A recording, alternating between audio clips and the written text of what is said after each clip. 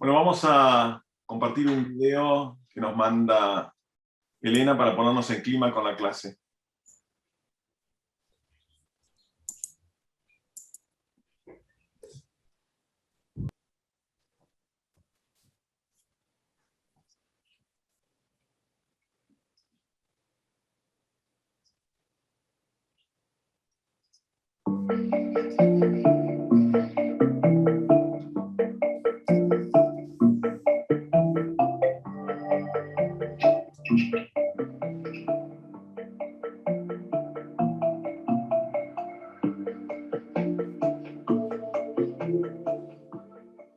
On y va. Claude. Oui. Dans l'appareil. 150 mètres. Et 5 minutes. Ça, je fais. Alors, en noir ou en couleur? En couleur, c'est plus drôle. Et qu'est-ce que tu fais? N'importe quoi. Comme d'habitude? Mais attends, tu vas voir. Je vais te présenter une surprise. Bien. Vas-y. D'accord.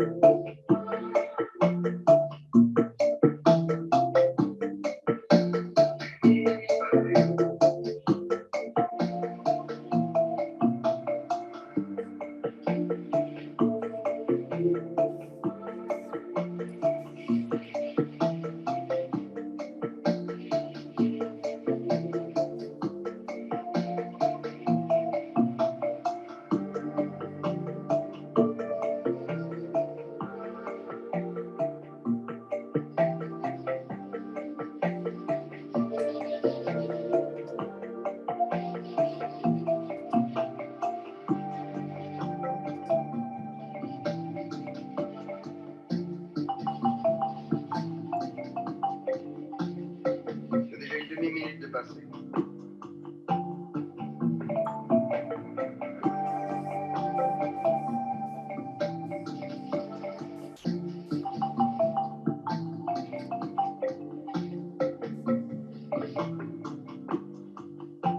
Encore un petit peu, hein?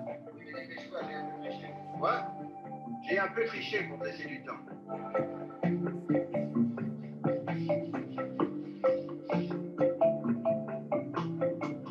10 secondes. Ça va, ça va.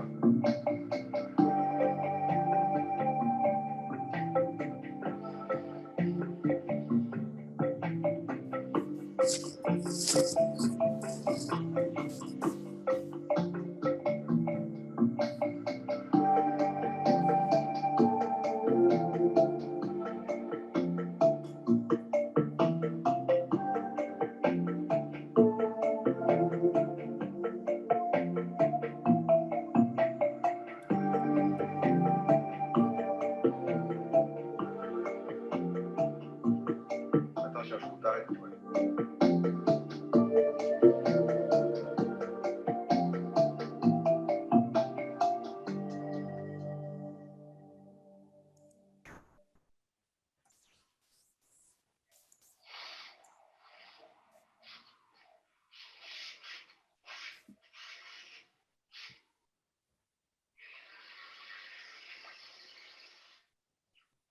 C'est bien, c'est fini.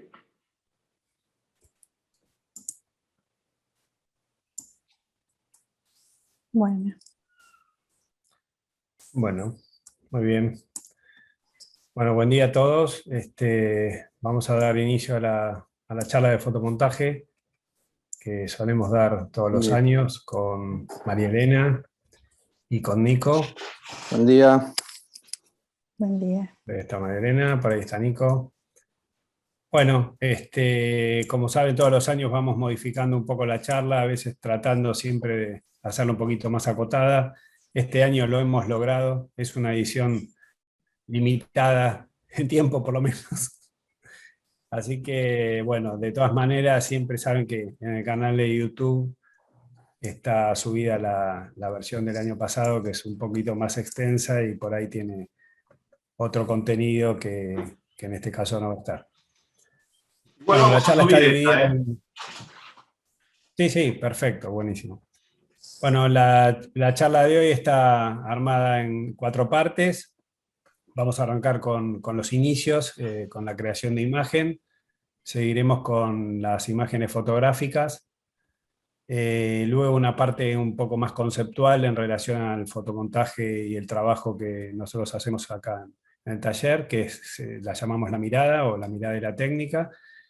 Y por último vamos a estar viendo fotomontajes y arquitectura. Así que bueno, un poquito con eso los dejo con María Elena para el inicio de la charla. Bueno, gracias, Rodi. A ver, Nico, si querés pasar. Bueno, básicamente vamos a hablar sobre el problema de la imagen a través de los años, ¿no? Cómo toda imagen es el relato de una mirada sobre algo, decía Hockney, ¿no? Como vimos en el video, Picasso comienza dibujando un pez y va modificándolo y va encontrando otras cosas. Encuentra un gallo y luego finalmente el fauno, ¿no? La cabeza de fauno. Picasso decía que no es el dibujo terminado lo que cuenta, sino más bien todo el proceso que le lleva a hacer el trabajo. El hombre desde los comienzos buscó siempre encontrar herramientas que lo ayudaran a generar imágenes. En el siglo XVI vemos ahí una cámara oscura que desarrolló el napolitano Giovanni Battista della Porta, donde realizó los primeros bocetos, ¿no? El concepto de cámara oscura, de una caja pintada de negro con un pequeño orificio donde penetraba la luz y proyectaba de manera inversa el paisaje, ¿no? Y eso ayudaba a generar el dibujo luego, ¿no? Y pintar. Más adelante, en el 1787, se desarrollan otras máquinas como el fisionotrazo, que era capaz de obtener retratos de perfil. Era toda una máquina que permitía seguir el contorno y eso se replicaba en un papel y se podía dibujar el contorno de la persona que estaba siendo retratada. En Francia también otra de las técnicas era esta máquina que desarrolló Etienne de Silhouette en la corte de Luis XV, que también permitía a través de la proyección de esta sombra generar un perfil, poder dibujar el perfil de la persona que estaba sentada allí. Si seguimos, Nico, otro de los aparatos que se desarrollaban fue este telescopio gráfico de Barley en 1851, que era una especie de cámara lúcida que proyectaba una imagen ampliada de un objeto que estaba a cierta distancia sobre un papel. Más adelante, en 1806, un físico y químico británico, William Wollaston, creó esta cámara lúcida. Y quería detenerme en el concepto de cámara. Es la primera vez que se usa la palabra cámara, que quiere decir habitación iluminada, y cámara se empezó a utilizar como término para un dispositivo para crear imágenes, ¿no? Este era un prisma montado en un brazo de latón para poder ajustar el ángulo, y era posible ver el reflejo de la persona que estaba sentada sobre el papel. Y esto permitía seguir el trazo de la imagen a plena luz. Y luego había una necesidad de que estas imágenes se fijaran, es decir, hasta ahora había un un instrumento que permitía ayudar a la generación de la imagen. Pero muchos necesitaban que estas imágenes se fijaran. Entonces aparece también el primer término de imagen por primera vez, ¿no? Fue el término que utilizó Gerschel cuando Daguerre le mostró en París los primeros daguerrotipos, ¿no? Él hablaba de que había mostrado las imágenes sobre plata. Thomas Wedgwood en 1782 desarrolla una cámara oscura. Aquí vemos como unos dibujos de la cámara que había desarrollado. Y experimentaba con papel blanco, con cuero blanco humedecido con nitrato de plata, y este concepto es el concepto base de la fotografía, es decir, un soporte, que podía ser el papel o el cuero, y un producto químico aplicado sobre el soporte que era sensible a la luz y que dejaba, por tanto, la imagen, una imagen latente. No, Nico, un poquitito para atrás.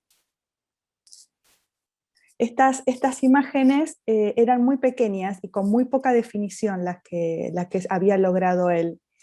Y en este momento, ahora si querés, pasa Nico. Gracias. En este momento, entre 1780 y 1850, hay una superposición entre la fotografía y la pintura, ¿no? Que tiene que ver con la temática, con cómo ven y cuáles son los temas que van a representar.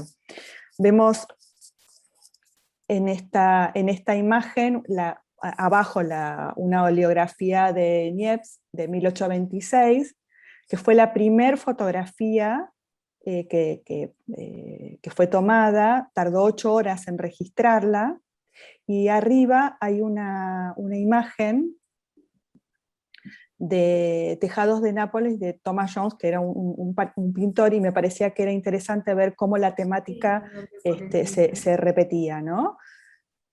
Si seguimos, otro de los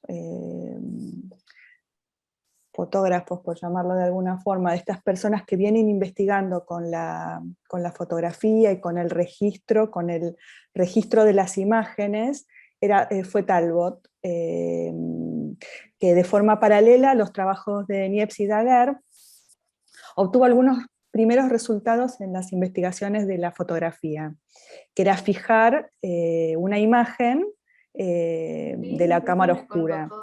La intención vuelve a ser lo mismo.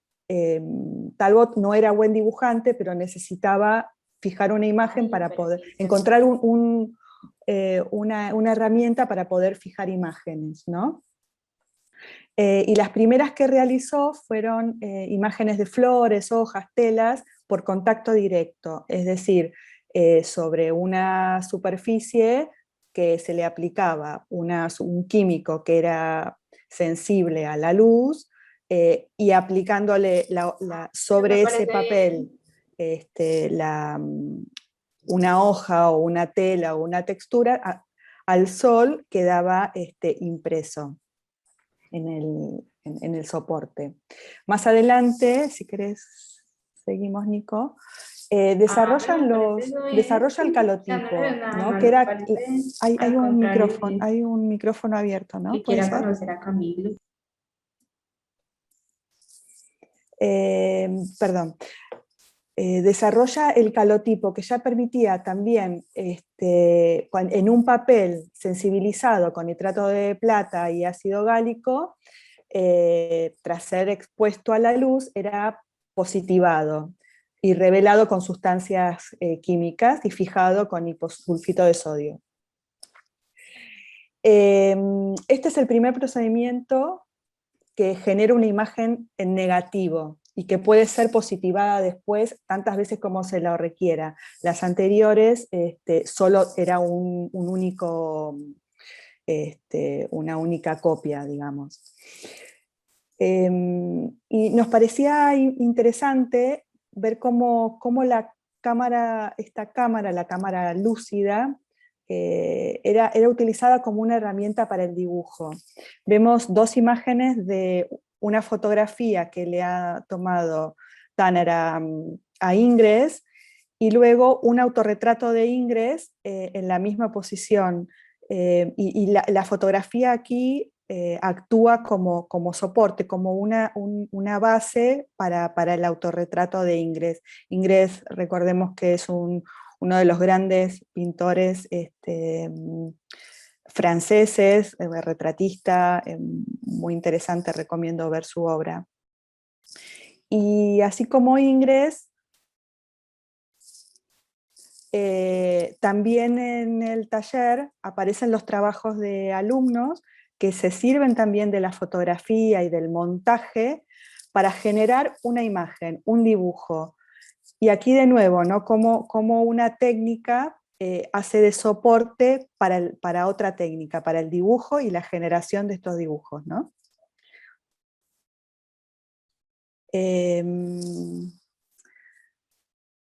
Daguerre y Bayard eran dos franceses que han competido por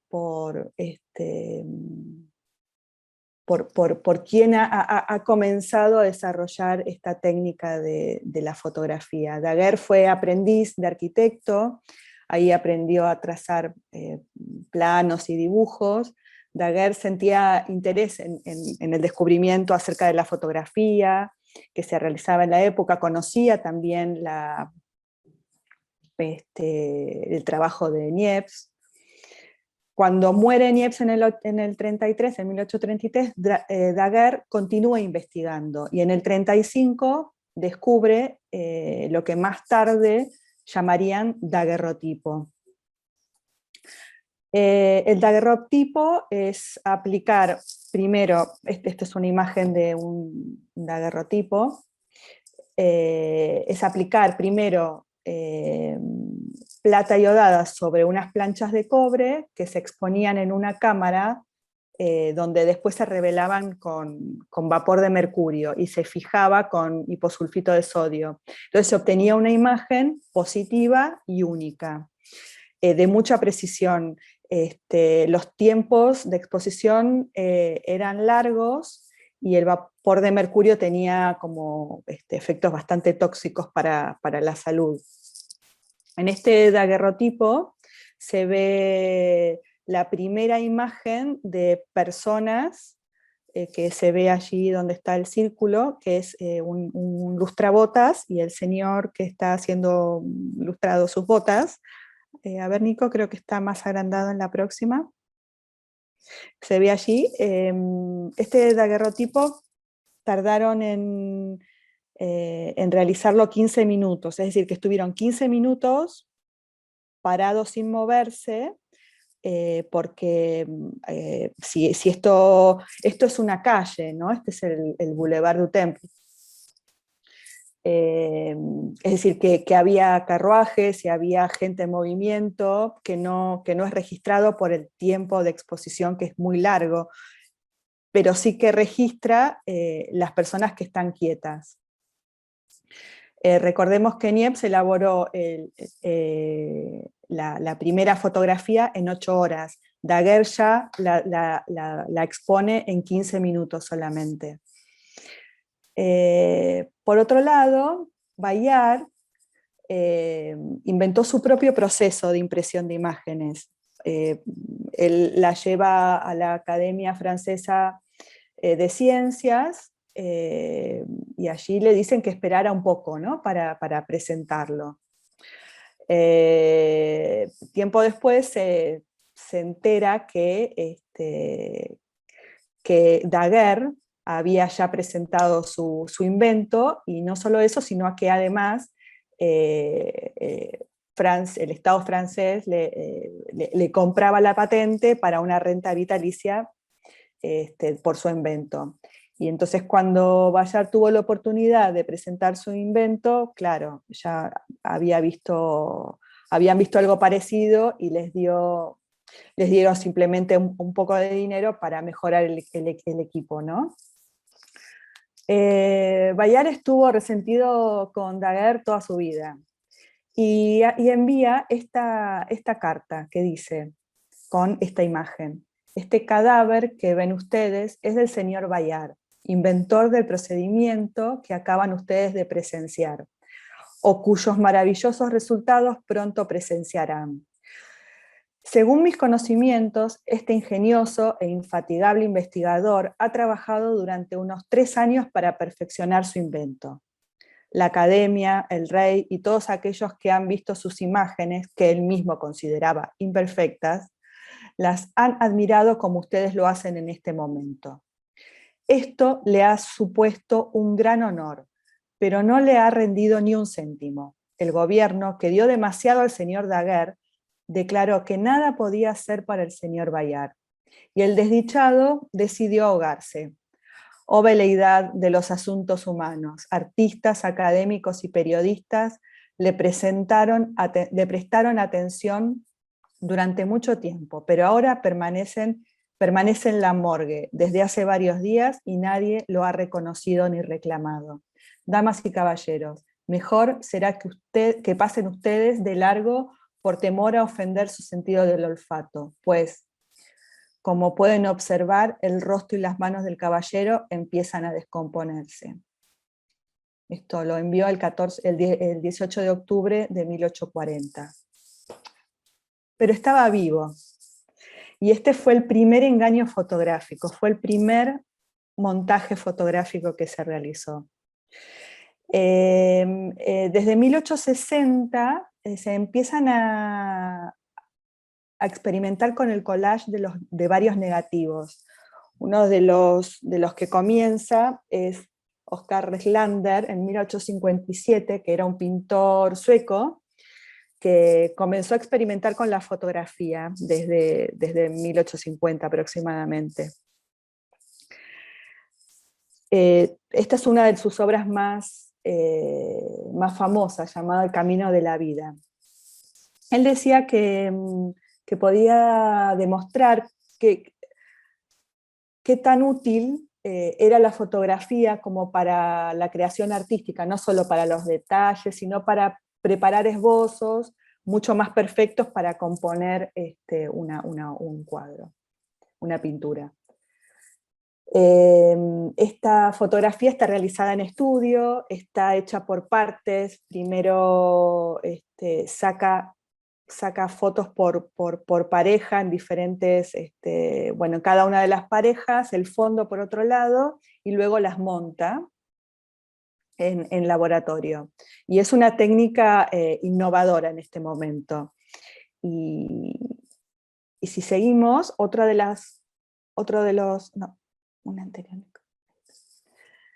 Robinson en 1858 empieza a experimentar lo mismo, pero con colodión húmedo. Colodión húmedo es una técnica que Gustave Le Gray desarrolla en 1850. Es una placa de vidrio que se le aplica el colodión, que es una sustancia sensible a la luz.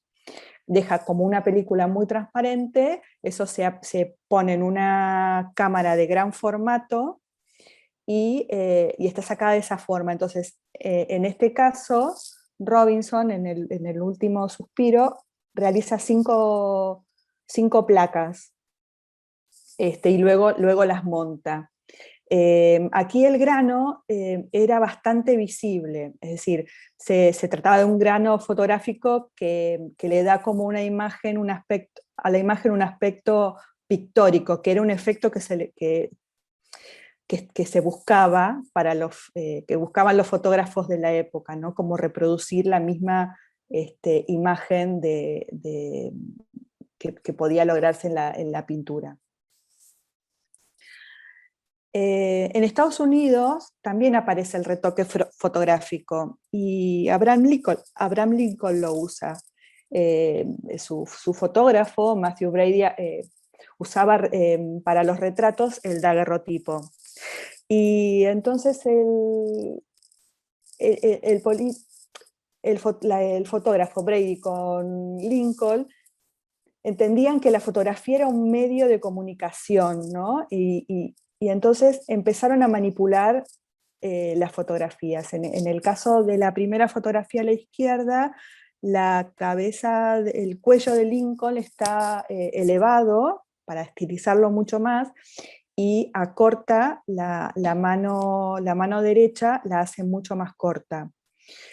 Y por otro lado, la fotografía del medio es un montaje entre la cabeza de Lincoln en el cuerpo de Calhoun, que era también un político estadounidense.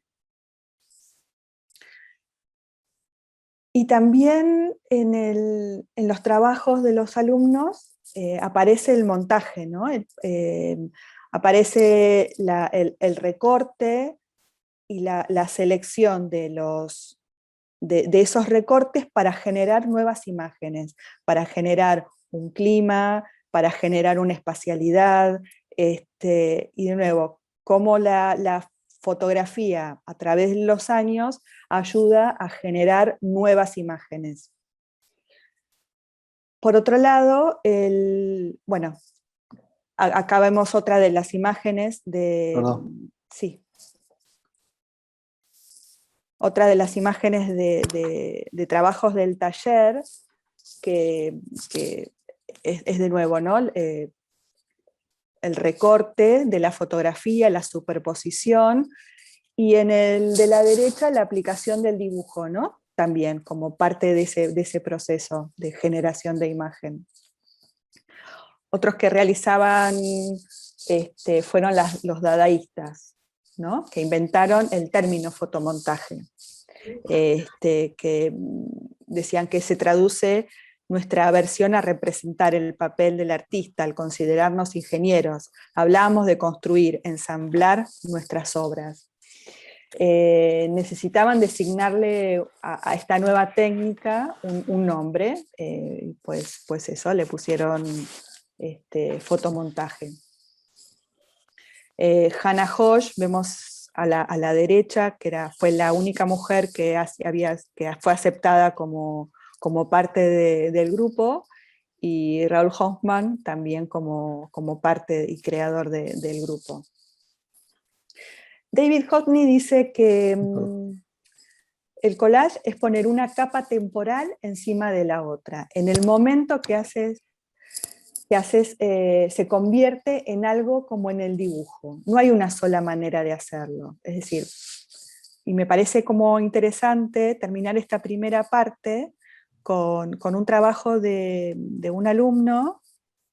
A ver, Nico, la siguiente. Que resume esto, me hace acordar mucho a la obra de los dadaístas, ¿no? Donde aparece el dibujo, aparece el montaje, aparece fragmentos de recortes componiendo otra imagen. Y, así como los dadaístas usaban la fotografía como la imagen, como ready-made, digamos, iban pegando recortes de periódicos, revistas, tipografías y dibujos para formar una imagen. Acá lo mismo, un plano antiguo, un fragmento de la ciudad, un corte, una vista, fotografías. Me parece que tiene un poco de dada.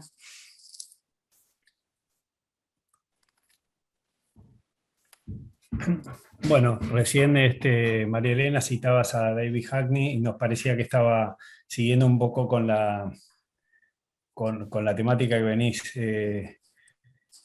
comentando, el problema de la mirada, ¿no? Nos parecía que era interesante. Ahora vimos los primeros fotomontajes que mostrabas también, Elena, y un poco esos montajes estaban vinculados a una escena donde con la técnica del fotomontaje lograba reproducirse, ¿no? Ya no era la imagen de la cámara oscura que intentaba reproducir la realidad tal como estaba, como era, y que también era una técnica, por cierto, sino que justamente la aparición del fotomontaje, quizá bien reflejado en el trabajo de los dadaístas, permitía empezar a traspasar un poco ese límite de la realidad misma, ¿no? En este caso estamos viendo, como para conceptualizar el problema de la mirada, dos personajes muy interesantes. Uno es un actor, que es el de la película Blow Up, de Michelangelo Antonioni. Es un fotógrafo que en realidad, aprovechando la capacidad técnica de su trabajo todavía analógico allá por el 66, le permitía hacer estas ampliaciones que tanto le costaron a Daguerre, a Talbot y a otros. Hoy en el 66 ya un poquito más cómodo con la técnica, pero sí descubre esta posibilidad de la ampliación, y esa ampliación le permite posar la mirada sobre momentos de esa información que está en la foto, y que por ahí eran muy pequeños, como la imagen de Daguerre, ¿no? Que aparecían fijo ahí la persona quieta no sé cuántas horas, dijiste, Elena, para... Ah, 15 Bueno, minutos esa, perdón, pero perdón, Nico, volví un 15 cachito atrás, minutos. así hablo un poquito de Hackney. Ese era 15 minutos, menos mal que no eran 8 horas como el anterior. Sí, como el anterior. Y bueno, y después a David Hackney, que ya lo citó Elena hace un ratito, y que también nos parece que es muy interesante la mirada sobre la técnica. Esta imagen para mí es muy representativa también de su trabajo. El problema de la mirada, de su búsqueda de esa mirada en relación con la técnica, ¿no? David Hackney va a estar haciendo trabajos, como vamos a ver algunos, y es un incansable trabajador y buscador de nuevas técnicas y nuevas miradas sobre el material artístico, ¿no? Un poco vamos a hablar de eso. Pero nos parecía también que estaba bueno volver sobre estas imágenes, en este caso de Picasso, de Braque y de Rodchenko, como, digamos, diferentes campos disciplinares dentro de las artes, con una misma búsqueda, si se quiere, no exactamente igual, pero sí cierta intención de salir un poco de esa realidad de la cámara oscura y poder empezar a investigar otras cosas a partir de diferentes técnicas. En el caso de Rodchenko, con el trabajo de la doble exposición sobre la fotografía, y el trabajo de los pintores cubistas, donde quizás podríamos resumir en esa frase, ¿no? El concepto, en la búsqueda del concepto de simultaneidad, o tanto en la fotografía como en la pintura, esa búsqueda de una mirada que empieza a ser fragmentada y que empieza a entender como la dimensión temporal dentro del problema de la mirada, ¿no? Sí, hay un concepto que nace también con estas técnicas y con estas formas de expresarse, que es el concepto del espacio-tiempo en una sola imagen, ¿no? Que ustedes también pueden empezar a trabajar en los fotomontajes que van sucediendo. En relación un poco a estas nuevas miradas, siempre charlamos y mostramos un poco estos ejemplos pictóricos, como recién hablábamos un poco de esta vanguardia cubista. También nos parece importante como mencionar esto, ¿no? Como a través de la historia uno puede empezar a reconocer distintos momentos que tienen que ver un poco con el momento histórico del hombre observando en relación al arte esas distintas posturas, y esta comparación del arte pre-renacentista, pre-perspectivista en relación a la composición y a cómo se componían esos cuadros, y cómo cuando el hombre empieza como a dominar el tema de la medida en relación a la profundidad, a la fuga, a la perspectiva, y empieza a tener como un dominio diferente en relación a esa composición, y pone como la escena en la escena la importancia en el hombre dominando ese mundo, se empieza a construir una imagen mucho más cerrada que cuenta como una historia. Hasta mismo siempre me gusta pensar en esto como del marco y del recuadro de la imagen de esta pintura renacentista, como que termina de cerrar esa composición, y a la izquierda, anterior a esto, veíamos cómo en una imagen se componía a través más de lo que uno podía percibir de cada elemento en sí, ¿no? Casi como esta cuestión de composición más intuitiva, por decirlo de alguna manera, en relación a lo que uno iba contando. Y vemos, si en la imagen está en el centro la figura de Jesús entrando con su burro ahí a Jerusalén, y tiene un tamaño diferente, es como más grande al resto de las personas. Las personas cobran una importancia en relación al paisaje también diferente, ¿no? La escala está como distorsionada en ese sentido, que las personas que como que fluyen desde ese portal son más altas que el muro mismo. Mismo los edificios, cada uno va teniendo como su propia perspectiva y su propia forma de mostrarse, y cobra tienen como su propia identidad dentro del montaje, y así se componían esas imágenes. Y un poco relacionamos esto con lo que hablábamos recién, lo que comentaba Rodi de las composiciones estas que empieza a indagar Hockney, que tiene que ver con esta cuestión de no es un relato cerrado en sí mismo, sino que hay como múltiples lecturas dentro de una misma imagen. Sí, también aparece como, bueno, justamente esta frase nos parece que resume un poco una de las investigaciones de David Hockney. Aclaremos que David Hockney básicamente su principal arte es la pintura. Sin embargo, hacia 1982 empieza a experimentar con la fotografía, especialmente con el trabajo de las Polaroid, que vamos a ver más adelante, y empieza a investigar las posibilidades de esta técnica, ¿no? Cuanto más tiempo se tarda en ensamblar una imagen, más representativa del tiempo y el espacio se vuelve, un poco volviendo al tema del cubismo, ¿no? La manera en que describimos el espacio y la manera en la que nos comportamos en él son diferentes. Es necesario ampliar nuestras perspectivas. En 1982 empezó a hacer fotocollage y a fines del 85 realizó la muestra que se llamaba justamente Necesitamos más perspectivas ahora, ¿no? En donde se refería tanto a las formas de ver como a los parámetros con los que elegimos ver. Sí, entonces, y hablaba perdón, te interrumpa, sí. Hablaba de que necesitamos perspectivas más amplias también, ¿no? Como para abarcar todas esas realidades que uno podía tomar.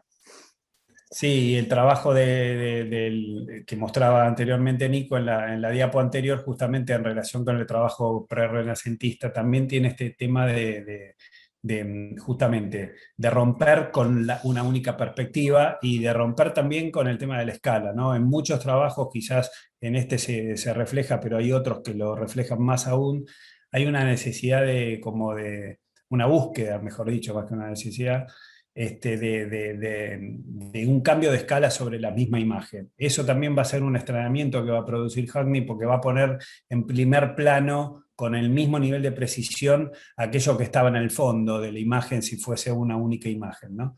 Y también va a jugar con esto, que es parte de su investigación, que primero no está y que luego en estos trabajos empieza a estar, es la aparición, que me hace acordar también a los croquis de Sisa, la aparición de una mínima información sobre el primer plano que es su propia mano, ¿no?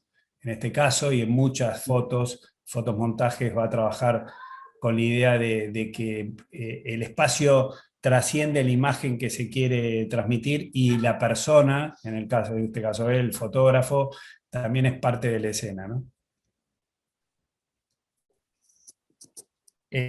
Acá vemos justamente el trabajo que desarrolla hacia los 80 con la cámara Polaroid, que es esta cámara, por si no la conocen, que saca imágenes instantáneas, es decir, casi como una impresora fotográfica instantánea en la misma cámara, y que viene con este formato de borde blanco, ¿no? Entonces él empieza a trabajar un poco en la investigación sobre el problema de nuevo, ¿no? Del problema del cambio de escala y de la fuga de las imágenes.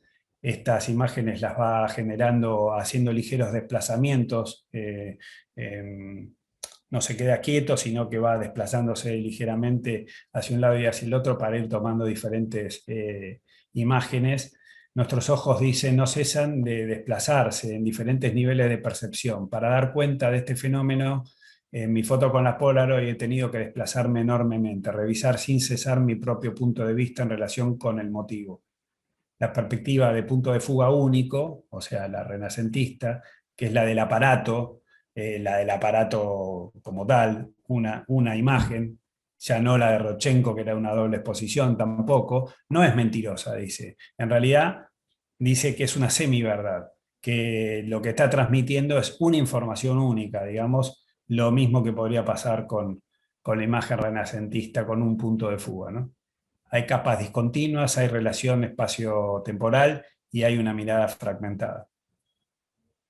Pero va a abandonar de alguna manera el trabajo de la Polaroid después de gastar invertir, digamos, unos cuantos miles de dólares, y porque en realidad descubre que justamente la cuestión técnica de la Polaroid con su borde blanco de alguna manera lo limita y le hace perder la continuidad, de alguna manera. Si bien era muy interesante el trabajo, le generaba un marco general y también de alguna manera perdía esa continuidad. Entonces va a empezar a investigar nuevas formas de componer para lograr esa continuidad.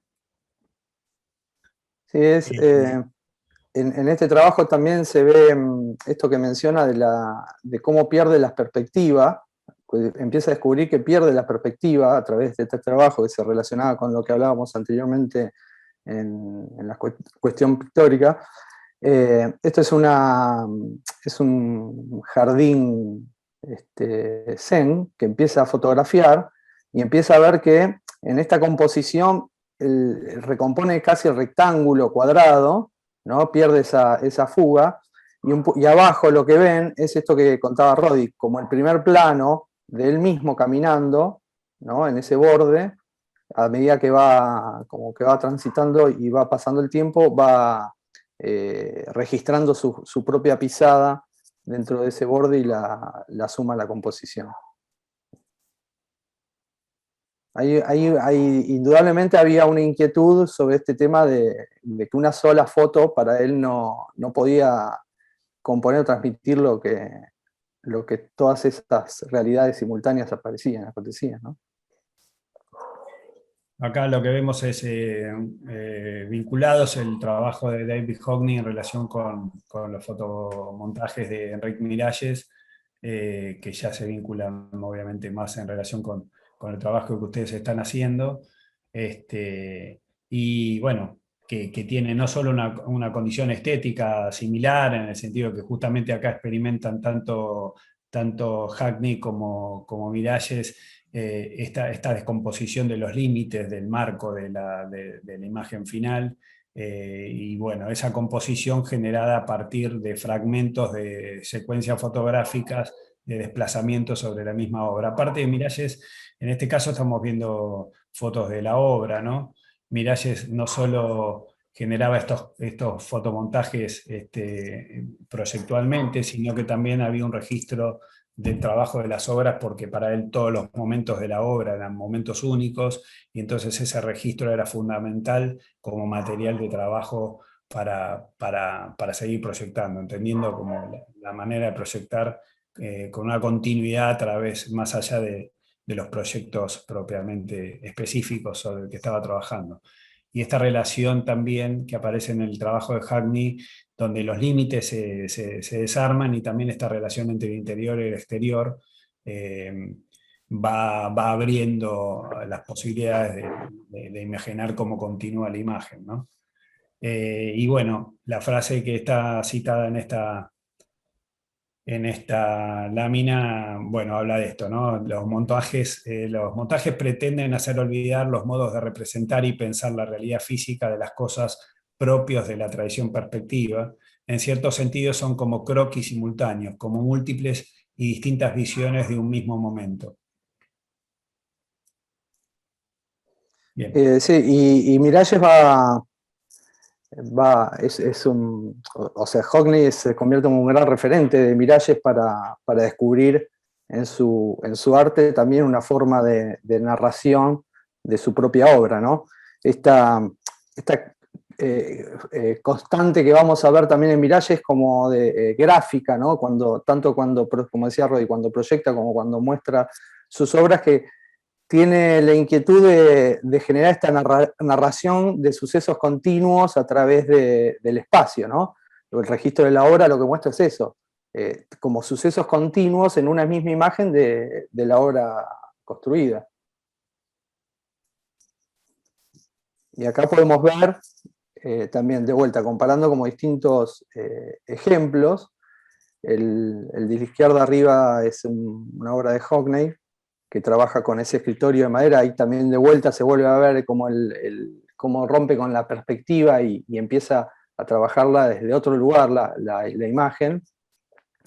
Y la relación con los montajes también de Miralles, donde el de abajo a la izquierda, que es como esa escalinata que fotografía en distintos momentos con los niños,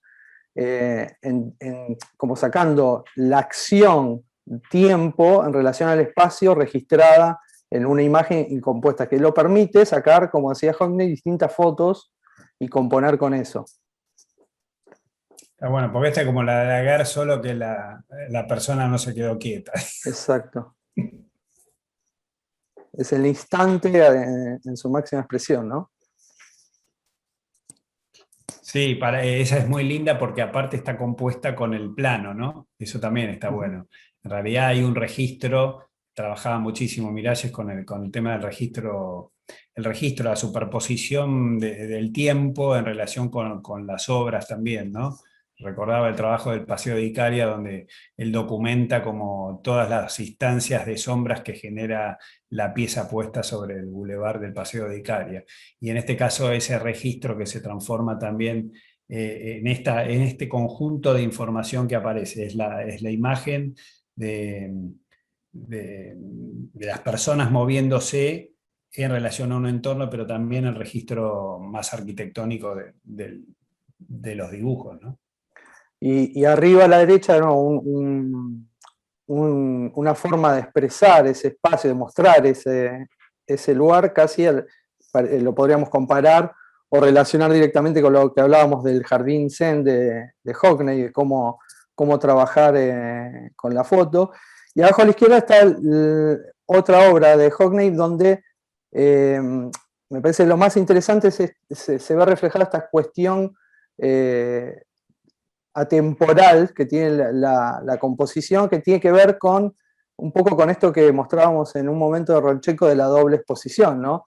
Que en la técnica de la doble exposición lograba introducir el tema tiempo en la composición fotográfica. De esta manera, Hockney descubrió otra forma de introducir esa variable tiempo también en la composición. A veces está bueno pensar que ustedes, como cuando están trabajando, a veces intuitivamente uno copia la técnica esta de montar fotos, ¿no? Que va registrando y disparando, pero está bueno empezar a ver estas cuestiones de qué es lo que uno puede ir a buscar en esas composiciones. Este es también un trabajo de Miralles, el Museo de las Rosas, que empieza a trabajar con estas estructuras en una preexistencia. Y lo interesante de esto que veníamos hablando es esto, ¿no? Que dice acá como construye una narración como que muestra esta cuestión de sucesos continuos, ¿no?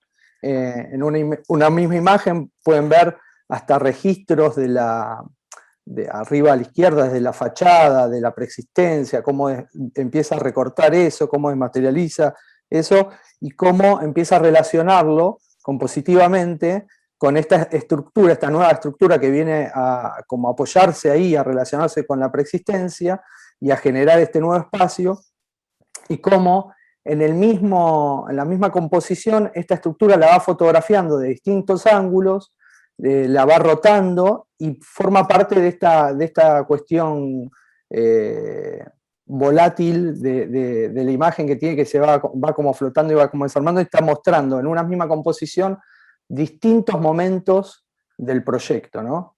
Desde cómo mirar una maqueta, cómo fotografiarla, a cómo relevar y cómo convive eso con la preexistencia.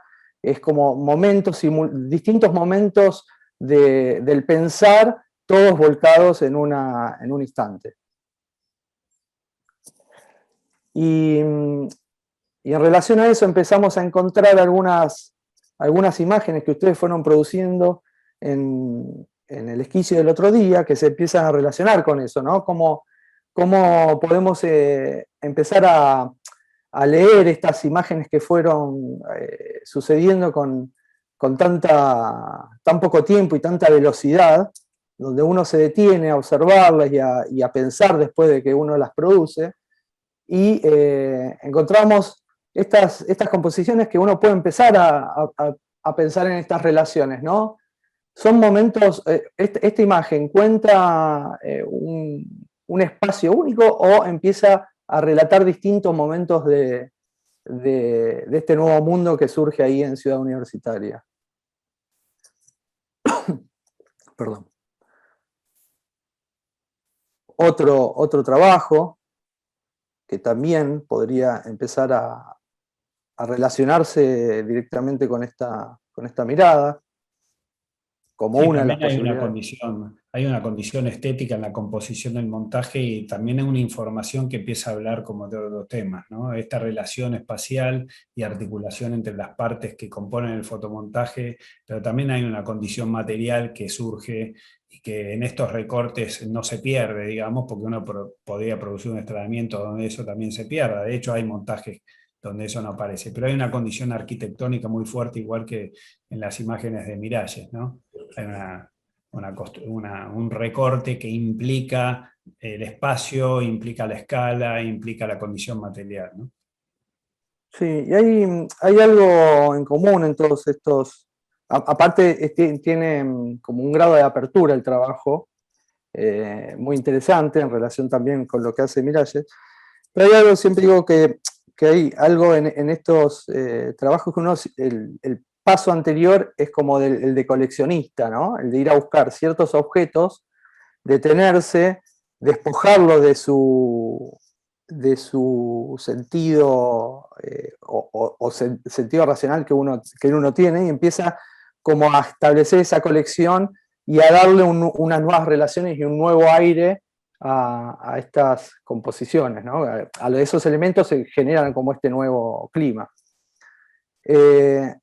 Otro ejemplo que siempre nos gusta mostrar y charlar es el de Kurt Schwitters, que es un alemán nacido en Hannover, que perteneció inicialmente al movimiento dadaísta berlinés, si mal no recuerdo, pero fue como apartado y formó su propio movimiento por cuestiones ideológicas.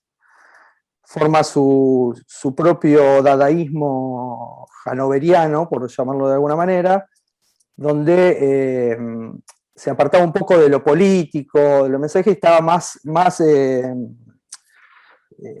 preocupado por esta cuestión del collage y de lo constructivo del collage en sí mismo, más que del mensaje político. Entonces, acá podemos ver unos collages que empieza a generar con papeles, pegando sobre una base, y empieza a trabajar sobre una obra que perdura mucho en el tiempo, que es este collage en 3 dimensiones, que es su propio estudio, casa, donde empieza a pegar en las paredes como distintos elementos en 3 dimensiones, que él va seleccionando, Y va compilando, en realidad. Claro, es como un coleccionista que va pegando y va creciendo. Invita a los amigos a que traigan cosas para sumar, ¿no? Claro, dicen que cada visitante que iba, cada amigo, tenía la condición en la que tenía que llevar un elemento para poder trabajar sobre esta composición. Y es algo que va creciendo constantemente, va como... tiene vida propia, ¿no? Porque él lo va construyendo constantemente y nunca se termina, ¿no? Es como una obra continua. Y acá dice, de todas formas, la imagen congelada instantánea de un proceso, que es ese proceso de crecimiento continuo. La obra, creo que fue durante la guerra, que se incendió, y después hubo una reconstrucción, que son las fotos que aparecen como en color de esa obra, y se hizo una exposición, es muy interesante. Pero acá aparece como esta mirada invertida, ¿no? No invertida, después lo vemos más adelante, sino esta mirada de empezar desde el papel a entender un collage, y cómo eso despertó el interés y fue a hacer un collage en 3 dimensiones. Y vemos en algunos ejemplos también que se trabajaron en el taller hace unos años, que ahora Rodi les va a poder contar bien también cómo era el proceso de los dioramas. Esta imagen que nos parecía que se relaciona con Schwitter, ¿no? Este espacio interior que se dio como en 3 dimensiones, pero fotografiado en el proceso inverso, llevado al plano, ¿no? Sí, un poco esta imagen es una imagen de algunos trabajos del taller, no me acuerdo, Elena, de acá ya hace varios años. ¿Cuándo fue? ¿Cuál fue el año exactamente? Pero lo que hicimos fue, con Elena en Arquitectura 3, hacer una investigación sobre el problema justamente del fotomontaje y el problema de la bidimensionalidad del fotomontaje. Aparecieron unos montajes que en este caso tienen bastante que ver con lo de Schwitters, por eso nos gustó ponerlo acá, y por la manera de componer estos espacios interiores. Y lo que hicimos fue investigar sobre la técnica del diorama, que tenía que ver con esto, con llevar a la tercera dimensión. Nos parecía que era interesante entender el problema del fotomontaje en relación a la posibilidad de transformarse en maqueta, en el caso de los dioramas, y también un poco como venía mostrando Elena en las primeras imágenes, esta relación entre el fotomontaje y el dibujo, ¿no? Esas dos puertas que intentábamos abrir, en este caso investigando sobre el problema de la tercera dimensión y la maqueta. Elena, no sé si quieres sumar algo más. Sí, no, era eso, es es seguir investigando sobre la imagen, ¿no? Y cómo ir encontrando ciertos mecanismos que nos ayudan desde un trabajo de fotomontaje en 2 dimensiones, empezar a trasladarlo a 3 dimensiones, ¿no? Darle como cierto volumen a la fotografía para después pasar a la maqueta, ¿no? Es eso, es como seguir investigando, como aquellos que empezaron a indagar sobre técnicas para poder generar un dibujo o plasmar de alguna forma en un papel, dejar impreso una imagen, ¿no? Es como, es casi lo mismo, entiendo. Sí, en estas fotos no se logra ver, o no, lo que tiene cuando uno fotografía los dioramas, pierde un poco esa profundidad que se ve al tenerlos en las manos y poder recorrerlos o moverlos, pero eran fantásticos, eran unos espacios. No, quiero aclarar esto también, al contrario. Estas son las fotos sacadas después de mucho trabajo, porque las fotos que teníamos de estas piezas eran como bastante planas. Acá hubo un trabajo tremendo de Elena de investigar también, y me parece que engancha con lo que sigue, justamente, de qué manera esto que se había transformado de un fotomontaje a una maqueta en 3D, sí, volvía a la fotografía y cómo volvía. Entonces, Elena hizo estas fotos increíbles, después de mucho, mucho trabajo, donde lograba trabajar técnicamente la fotografía para tratar de relacionar esta tercera dimensión, trabajando con la profundidad de los negros, con las sombras, con la manera de exponer la luz sobre la maqueta, que también es muy interesante porque tiene que ver mucho con la técnica y me acabo de dar cuenta que mucho con la diapo que sigue, que en realidad esta estaba puesta en otro lado, pero justamente, ¿no? Acá aparece otro problema conceptual interesantísimo y que engancha perfectamente con lo que acabamos de hablar, que es un trabajo de Picasso, el montaje fotográfico, composición con construcción con guitarrista de Picasso, 1913. Esto está extraído de un texto de Luis Rojo de Castro que está en la revista Circo y habla de la problemática de justamente la fragmentación propia del collage frente a la continuidad propia de la fotografía. En realidad no es exactamente el mismo problema, pero sí, porque ahí el problema de los dioramas es el problema técnico de cómo lograr la fotografía vuelva a transmitir esa tercera dimensión.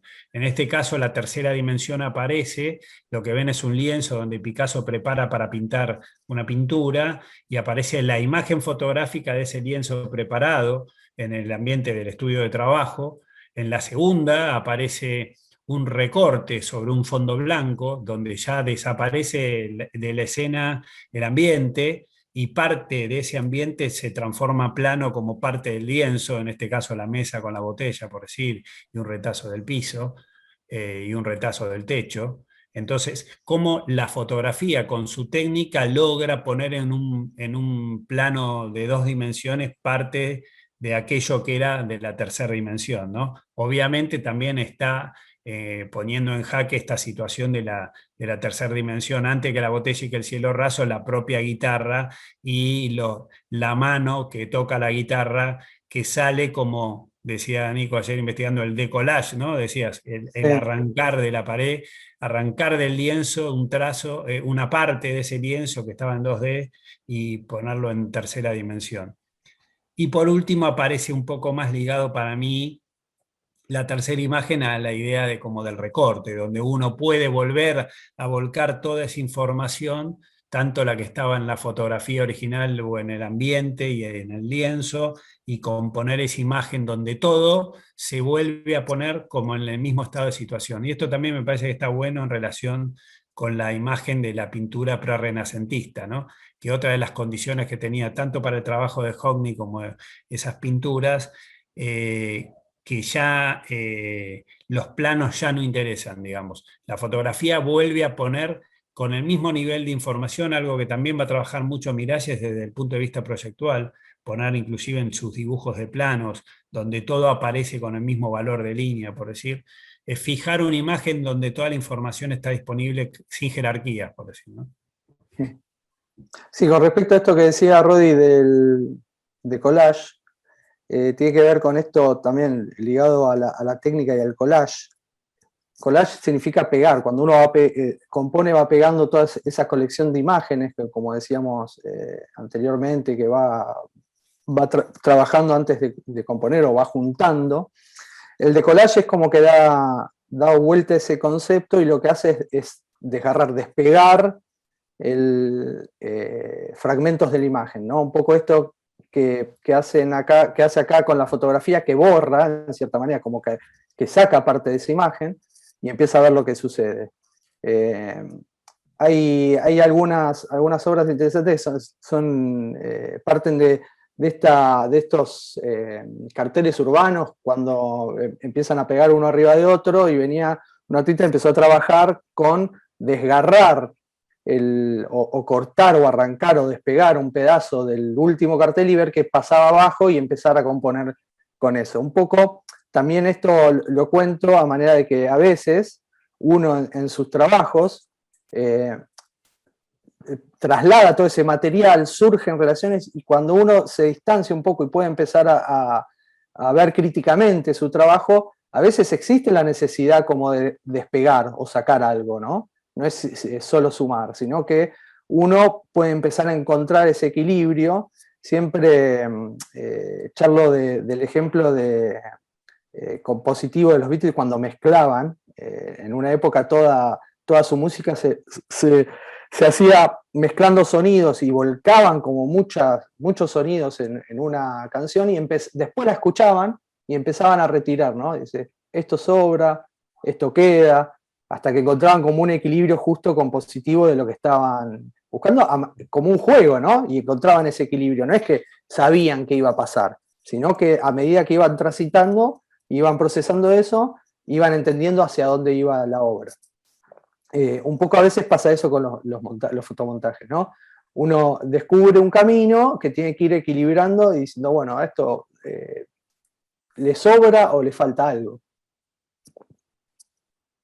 Bueno, en este caso el trabajo de los prompts, que es un trabajo de investigación de Lissitzky, donde quizá también la búsqueda tenía que ver con la relación entre la pintura y la tercera dimensión, ¿no? Si se quiere, y la arquitectura. Justamente este tipo de trabajos de investigación de Lissitzky van a derivar, si se quiere, en su continuidad, no es que esté explícito, pero en su continuidad en la diapo siguiente, que es el trabajo de, si no me equivoco, porque...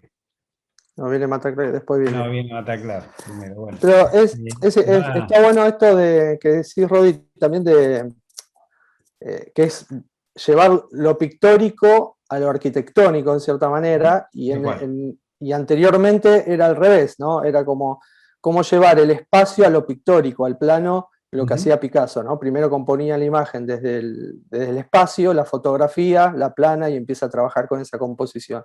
Acá el proceso tiene mucha conexión con eso, pero es al revés.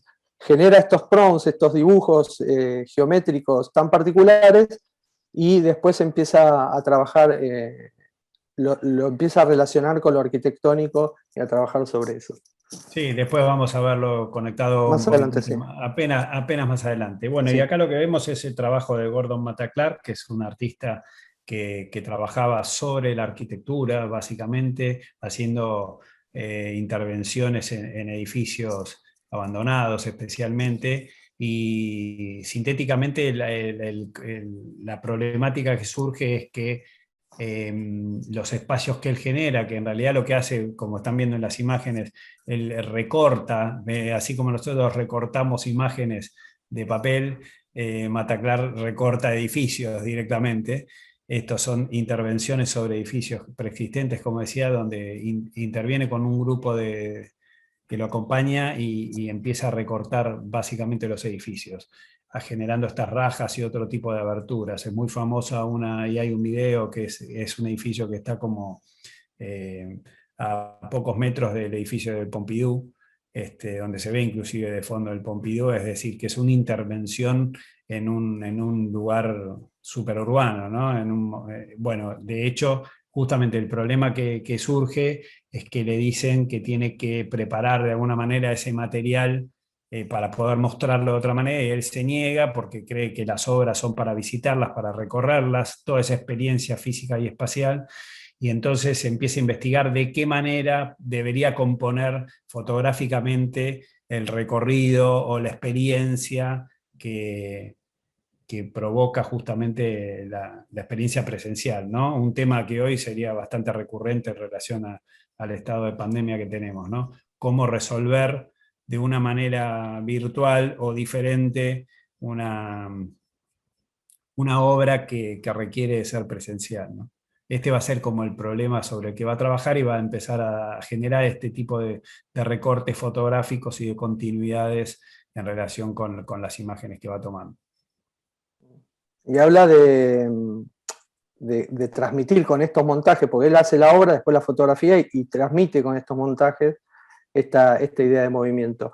Es más, hay algo en común también con los trabajos de ustedes, que es el uso de esta fotografía, o esta mirada particular que obtienen de su registro fotográfico del lugar en Ciudad Universitaria, y la empiezan como a extrañar y a mover, y a dar vuelta y a girar. Acá si prestan atención hay una de las fotos, que es la de la composición en blanco y negro, la tercera, de la derecha, la que está más a la derecha, es la misma que está en el medio en la otra composición, girada y recortada, pero encuentra que ese elemento, esa pieza que le dio cierto valor, que es este corte que hace sobre la doble T y sobre la losa, en un punto súper crítico, aparte tiene eso, ¿no? Como esa postura crítica frente a la obra arquitectónica, que la parte en un lugar que uno diría, no, esto se cae y se va y la parte al medio. Esa fotografía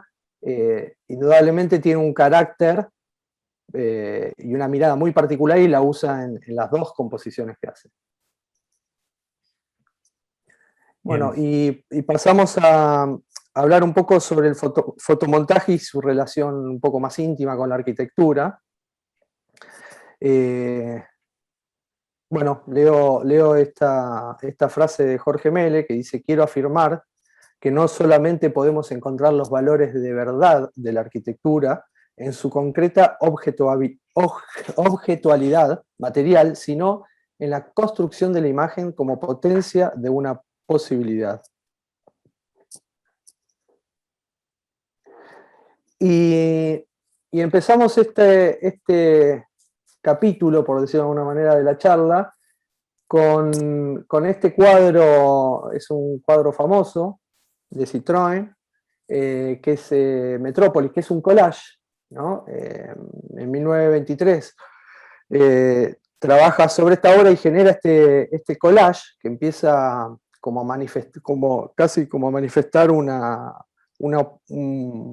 visión urbana muy particular, que tiene que ver con el crecimiento, la gran urbanización, el tema de la densidad en la ciudad, y genera como esta imagen que es nueva para ese momento, como un nuevo mundo.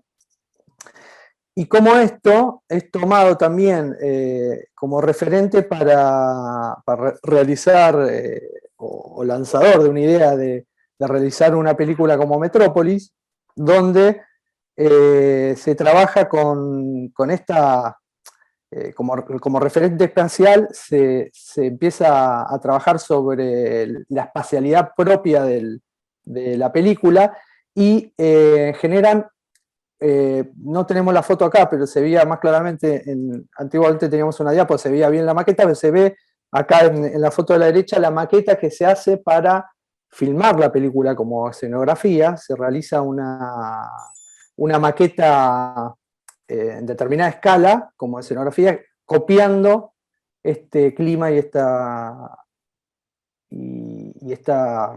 composición basada en el cuadro. Imagínense que hay una persona más o menos, es casi más alta que alguno de esos edificios, media persona sería esos edificios que se ven a la derecha, son maquetas. En relación a esto también queríamos mostrar como trabajos que surgieron a través de los años en el taller, que es esta composición, que es en un trabajo de fotomontaje en la Boca, que también, tomando como concepto esa cuestión de collage compositiva, logra transmitir lo que es el barrio de La Boca en sus formas, en sus colores, en sus materiales, sus densidades, sus formas de habitar. Quizás hablábamos como de otra escala, ¿no? Uno muestra la escala ciudad, este muestra la escala barrio, pero empieza a tomar, no sé si conscientemente, quizás es inconsciente, pero esa forma de componer de collage ayuda a transmitir eso. Es un fotomontaje que no está definiendo un espacio o queriendo mostrar la idea espacial cerrada, determinada de un proyecto, sino que es una mirada de relevamientos, una mirada sensitiva del barrio, y cómo el collage permite poder recopilar todo eso en una imagen, ¿no? Sí, quizás la otra tiene como esa cosa de la densidad de las formas de la ciudad, la densidad que genera eso, y esta tiene como la anterior, ¿no? La del collage del taller, una densidad de umbrales, ¿no? Una densidad de mundos que tienen que ver con el barrio de La Boca, justamente. Es interesante esa búsqueda, ¿no? Ujú. El trabajo de los arquitectons también es un trabajo de Casimir Malevich, que en realidad va a estar investigando también como el problema de la forma, y en este caso, de nuevo, un cambio en la técnica, un cambio abrupto en la técnica provoca estas piezas, que en realidad en general son horizontales, aparece como un extrañamiento, las piezas se vuelven verticales y empiezan a trabajar de una manera completamente diferente, al punto de construir ese collage que ven arriba, que es un proyecto, como un proyecto de rascacielos. En realidad no tenían intención arquitectónica estas piezas, en realidad tenían más una intención morfológica y plástica que arquitectónica, pero bueno, con este extrañamiento, el recorte de la pieza y la verticalidad de la pieza, aparece este fotomontaje como un poco como una crítica también a estos nuevos temas de la ciudad, la aparición de un rascacielos suprematista para Nueva York justamente, para lograr el rascacielos más alto que los que ya existen en Nueva York, ¿no? Sí, Malevich que va a decir que lo fundamental es la forma, ¿no? Va a expresar con este trabajo eso. Estas piezas que se ven son como colecciones que va haciendo como unos modelados en yeso y después lo fotografía o lo lleva al plano a través de esa imagen que se ve arriba, ¿no? Como la cuestión plana montada sobre la foto. Lo podríamos también empezar a relacionar con lo que veníamos hablando de Picasso, de Lissitzky, de los Proms. Y acá volvemos a Bueno, y Lissitzky. acá, sí, este es el trabajo de Lissitzky, que está vinculado al tema de los PROM, especialmente se lo vincula con el PROM número 82, que era parte de esta investigación sobre los PROM, y lo que aparece es este extrañamiento, este cambio de escala, también una propuesta muy crítica, política crítica, si se quiere, que es la aparición de una torre, justamente en relación también con la que veíamos recién, una torre que aparece horizontal, es decir, hay una pata que sostiene esa torre, pero la torre está acostada, y esto habla como un poco de la igualdad de posibilidades de la vivienda o de las oficinas. El edificio no es un edificio vertical donde tiene prioridad o mejores vistas el de arriba, sino que tiene mucho que ver con una cuestión política también. Pero lo que es interesante también, y acá vamos a empezar a ver una secuencia, lo que ven abajo creo que es el PROM que corresponde, no sé si justo al 82, pero más o menos como parte de esa investigación, y vamos a empezar a ver una secuencia de imágenes que tienen bastante que ver en relación con la ciudad o situaciones urbanas o no tan urbanas o más de paisaje, pero de la búsqueda de estos fotomontajes, como poniendo el objeto o la pieza arquitectónica en relación con la ciudad o con el paisaje, ¿no? Y por otro lado, acá también lo que aparece interesante es como la búsqueda del rascacielos con estructura de acero, que era como una novedad también para la época, ¿no? Sí, había una cuestión que se plantea ahí en ese momento en Rusia, también que tenía que ver con la ocupación del suelo y decir, bueno, llevamos las viviendas para arriba, y decía, no quería que los rascacielos sean verticales, sean horizontales. Pero de vuelta, volviendo a lo que habíamos hablado de los prompts, es esta relación de lo pictórico hacia lo arquitectónico, y se puede ver cómo en el dibujo de arriba a la izquierda aparece el dibujo de esos prompts, o basados en esos prompts, y después se va volcando hacia la foto y compone ese montaje y empieza a borrar, a trabajar sobre la materialidad y la relación de la composición fotográfica. Y Bueno, acá vemos los... Sí, dale. Sí, el caso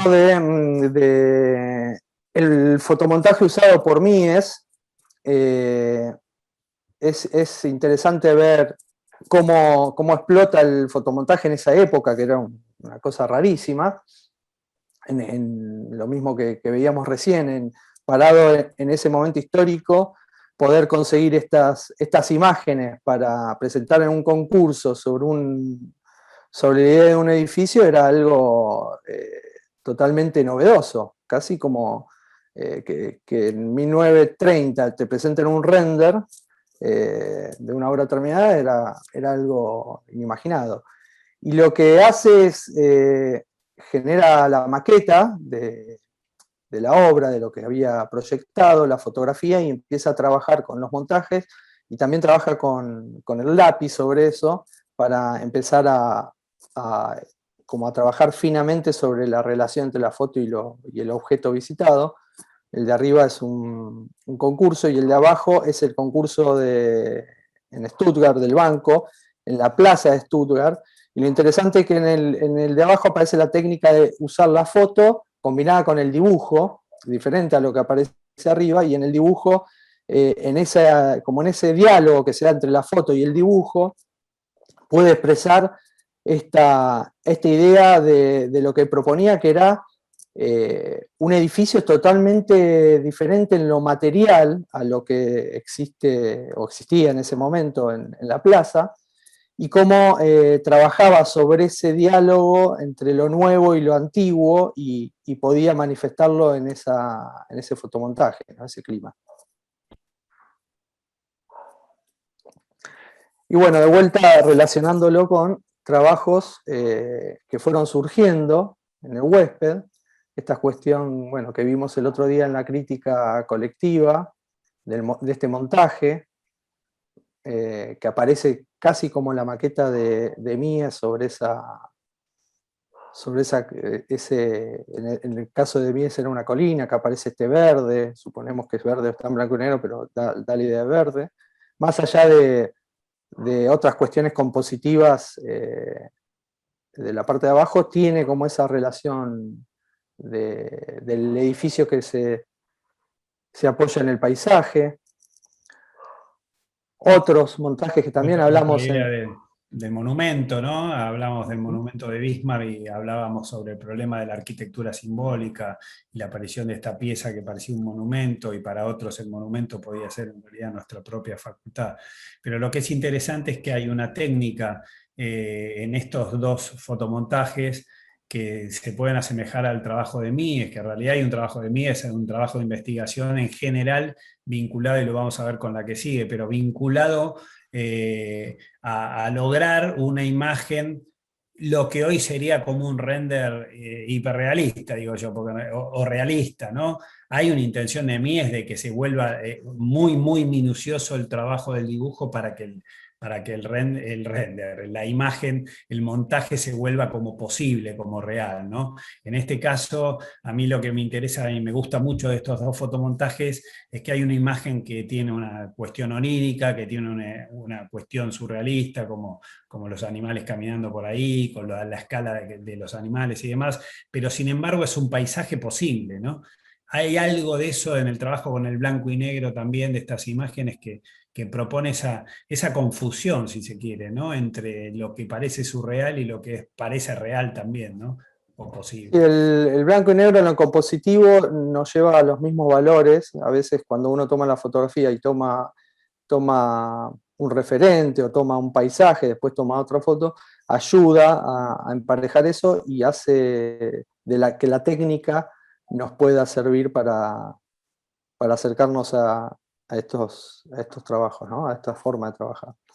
Y un poco, si pasás a la siguiente, se explica mejor un poco lo que contaba. Vamos a contarlo más o menos rápido, pues lo pueden investigar, pero básicamente lo que vemos acá es el trabajo de fotomontaje para un concurso de la Friedrichstraße en Berlín, que hace Mies en el año 1921, y lo que vemos es la secuencia del trabajo de dibujo y de montaje sobre una imagen fotográfica, y todo este trabajo, este procedimiento para llevar a darle la esbeltez, como se ve en la figura 2 y 3, para que el enfoque, sin cambiar el enfoque, se empiece a lucir más el edificio, y cómo va generando el recorte de la imagen. Fíjense en la primera cómo el edificio de la derecha aparece casi entero, y luego se va acotando cada vez más para poner en primer plano el dibujo del proyecto, y por último casi terminan los edificios como una mancha negra enmarcando el edificio definitivo, ¿no? Nos parece que es muy interesante este trabajo de Mies en relación con esa búsqueda. Y el uso de la técnica, y es interesante verlo a través del proceso que uno va haciendo, ¿no? Que uno no... ¿Qué pasa con el después de generar la primera imagen? Esta este trabajo, lo que a mí me resulta muy interesante es que sale de una maqueta, ¿no? Sale de fotografiar una maqueta, lo que ven en el primer montaje, se ve más claramente como la perspectiva que le daba, acentúa esa punta, esa perspectiva, y empieza a trabajar en la imagen después con todo lo que tiene que ver con la materialización de la propuesta del edificio en relación también al entorno y qué quería mostrar. Si ven, va borrando como de la base de la foto ciertos elementos, aparecen unos cables colgando que los saca, aparece un puente en la primera foto atrás, al fondo, un puente horizontal oscuro que dice que no ayudaba a componer esa imagen, esa idea del edificio, sino que distraía el ojo, empieza, que es esto que decía Rodi, empieza como a generar todo ese marco negro, y el edificio también se da cuenta que le está quedando como más achanchado, que necesita que la punta sobresalga, que cobre transparencia frente al entorno del lugar, en medio de Berlín, esos edificios históricos, un poco como lo que veíamos en Stuttgart, esa contraposición y ese diálogo entre lo nuevo y la materialización de ese elemento nuevo y lo existente, y empieza a jugar con la parte de transparencia de ese edificio, y eso lo va indagando a través del dibujo y del fotomontaje. Y este es un montaje de OMA, de Koolhaas, también para un concurso, que lo ponemos porque lo que nos resulta interesante es cómo contextualiza esa nueva idea en relación a lo que había presentado Mies en su concurso, que no se construyó, no se hizo, pero sí el concurso o este proyecto de OMA está en la misma calle, en la Friedrichstraße, ahí en el centro de Berlín, y cómo lo relaciona con ese proyecto, como haciéndole un guiño a la historia y poniéndolo en contexto. Y hasta usa casi como la textura esa del corte en relación a esa textura que montaba Mies.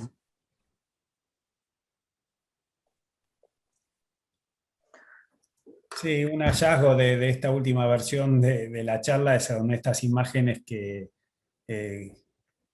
creemos que son originales, pero que son del proyecto final de carrera de Allison y Peter Smithson, ¿no? Nos parecía que era interesante porque, bueno, justamente Allison y Peter Smithson, que son los que vamos a estar viendo ahora en las diapos siguientes, están bastante vinculados al trabajo de Mies en cuanto al trabajo de los fotomontajes. Son investigadores de esas técnicas que ya usaba Mies, si se dan cuenta años anteriores, por supuesto, mucho antes de 1949, y entonces aparece el trabajo de los Smithson, que es el conocido, digamos, el más conocido, pero esto es un hallazgo en el sentido de que ellos ya en el trabajo final de carrera ya estaban experimentando, para volver un cachito, Nico, perdón, experimentando con la idea del trabajo de fotomontaje. Y por otro lado, estos montajes que también quizás son los primeros montajes que yo veo de los Smithson vinculados también no tanto al urbano, sino al paisaje y al río, ¿no?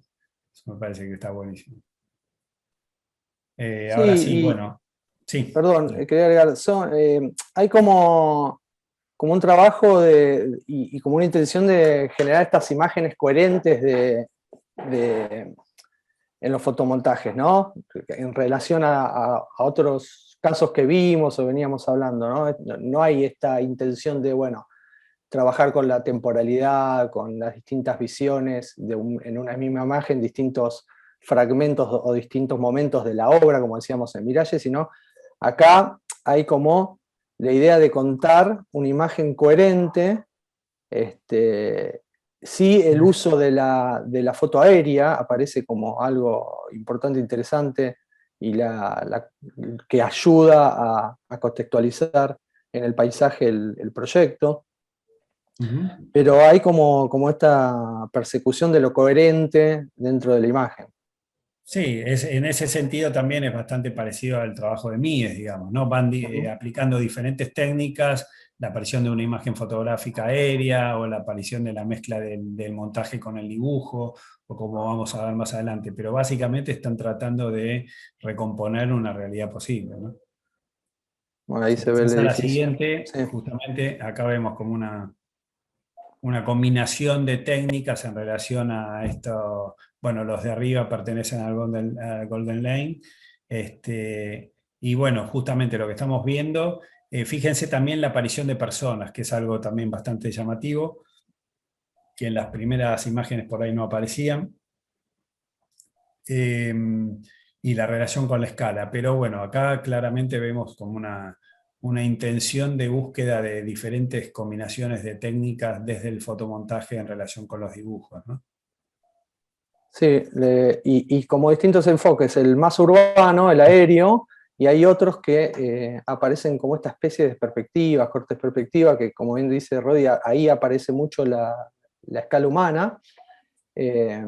Y hay algo que me parece que también se da en muchos trabajos que surgen, que es en estos cortes o estas perspectivas aparece siempre la acentuación de las circulaciones en estos Bueno, proyectos, ¿no? en Mostrando. este caso en particular es como el concepto más importante del proyecto, ¿no? La idea de Ujú. que estos pasillos urbanos son parte de la ciudad, ¿no? Acá empiezan a indagar muchísimo sobre el problema de las relaciones con la ciudad, que es un tema que es recurrente en varios montajes que vamos a estar viendo, pero concretamente ese es uno de los temas prioritarios. En Y relación bueno, a eso, acá unos trabajos también de años atrás en Campana, del taller de alumnos, que también que vuelven a conectarse con esta idea de la foto, el corte, el dibujo, la perspectiva, en relación a lo que iban indagando y a cómo eso empieza a ayudar a encontrar estas relaciones urbanas, paisajísticas del lugar, ¿no? Del sitio y de lo que iba aconteciendo. sí, en este caso un poco más avanzado el trabajo con la investigación sobre los referentes también. Creo que esta era una pieza de Palafox que se planta ahí y empieza a trabajar como una estructura que puede sostener un techo liviano de alguna manera similar a la arquitectura de la estación, o de una especie de galpones que había ahí alrededor. Y bueno, esto, ¿no? La aparición, esta de nuevo, un trabajo sobre la preexistencia en Campana también, aparecen las imágenes del edificio. Por momentos, bueno, hay un trabajo de recorte muy interesante, sobre todo en el de arriba, pueden ver la introducción de un recorte de la imagen fotográfica tomada en el lugar, sumado al dibujo y a la construcción de un paisaje posible, de una relación entre un interior y un exterior. Son imágenes combinadas que son como bastante parecidas a algunas búsquedas de los Smithson, ¿no? Este caso también, que es de otro año, esto era en agronomía, el trabajo, pero también partes de la fotografía, del uso del referente, de esas composiciones, esos patios que iban surgiendo. Y lo interesante acá es, bueno, ¿qué pasa con esto? ¿Cómo sigo? Y encontró en el montaje, pero de dibujos, en este caso en cortes y plantas, de poder empezar a leer esas espacialidades fotográficas en 3 dimensiones, cómo registrarlas en el plano y empezar a jugar con esos recortes de referentes, y de ahí empezó a crecer el trabajo, ¿no? Es como, bueno, ¿cómo sigo a partir de un fotomontaje o una de estas imágenes a poder tener verdadera dimensión o conciencia de la medida de todo eso?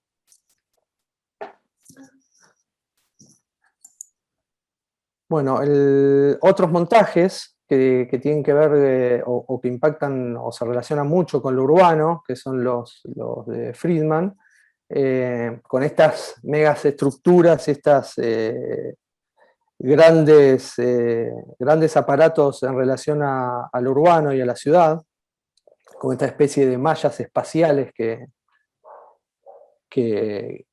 se relacionan con la ciudad, y de nuevo, ¿no? La técnica del montaje combinada con dibujos, la foto, ayuda a indagar y también a manifestarse sobre esta idea que tenían o este pensamiento, esta problemática que estaban indagando. Sí, acá también por ahí está bueno aclarar, justamente en relación con el enfoque de los Smithson o de Mies, que eran montajes que pretendían ser como más reales, más posibles. Acá, ante todo, hay una mirada crítica sobre la ciudad también, y la intención del trabajo sobre estas grillas tenía de alguna manera que ver con la búsqueda de piezas urbanas que generaran como estados de igualdad en lo público, por decir, ¿no? La aparición de elementos urbanos que potenciaran el uso del espacio público, ¿no? Básicamente esa va a ser como la mirada crítica de Jonah Friedman, que es diferente, por supuesto, a los montajes como mucho más austero, si se quiere, o un montaje que trabaja casi como un collage por momentos, o con unos dibujos que son croquis en relación con una imagen realista, ¿no? Y bueno, acá vemos un poco en relación a una situación urbana, otro montaje del taller, que tiene como una cuestión también, si se quiere, más surreal, en el sentido de que no hay nada definido, pero sí aparecen estas megaestructuras o estas piezas estructurales que van jugando y dialogando con la densidad urbana, morfológica urbana, ¿no? Sí, y en el juego de la composición, del fotomontaje, muchas veces aparece hasta la postura crítica frente a la situación, ¿no? Esta cuestión de la postura propositiva crítica dentro de lo que uno va trabajando o está pensando. Bueno, otro ejemplo, el de Archigram. También hay que pararse en el momento histórico de esto, para pensarlo, para ver en qué momento el mundo estaba parado, y empiezan a trabajar también, de vuelta, sobre la foto y el dibujo. Se trabaja mucho con el tema del dibujo antes del montaje, generando estas naves, estas especies de artefactos móviles, que tienen como un valor propio muy, muy fuerte, ¿no? Tienen su lenguaje, su diseño, su postura fuerte, y luego entra en interacción con el paisaje urbano y empiezan a plantear como estas relaciones donde siempre el movimiento también está como presente, ¿no? El mismo por el lenguaje propio de los artefactos y en relación a la composición. Por ejemplo, el de la derecha, donde se ven estas grúas que van como montando, ya el hecho de que están como una agarrando una cajita, otra no, y aparecen estos edificios donde van enchufando estas cajas habitacionales, y trabajan sobre esa idea crítica también de la ciudad, de ir enchufando en esas superestructuras estos elementos. También el fotomontaje ayuda a poder manifestarse de esa manera, ¿no? En este caso, la propuesta de Archigam tiene que ver con la innovación tecnológica y las nuevas posibilidades de la tecnología. Los títulos cuentan un poco cuáles son esas propuestas. El Plugin City es la posibilidad de dejar crecer la ciudad a partir de piezas que se van incorporando, sacando o poniendo como haga falta, y la Walking City, que es directamente una ciudad que camina, que puede trasladarse de un lugar a otro, ¿no? Entre Y es, otras miles de propuestas de Archigram que sí. bueno, por cuestión de tiempo no podemos mostrar. Podemos mostrar la siguiente, que sí habla como de otras posibilidades, la Instant City, donde de alguna manera se trata de colonizar esos espacios disponibles con eventos instantáneos, como dice, con ciudades instantáneas que llegan en Zeppelin y se arman casi instantáneamente.